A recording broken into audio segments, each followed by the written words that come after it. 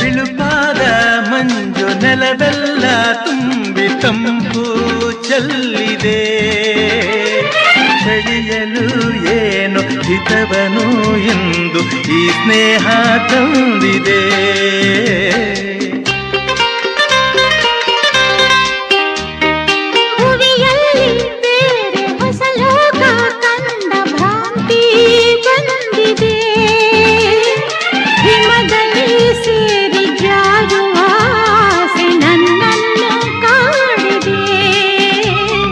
ನನ್ನ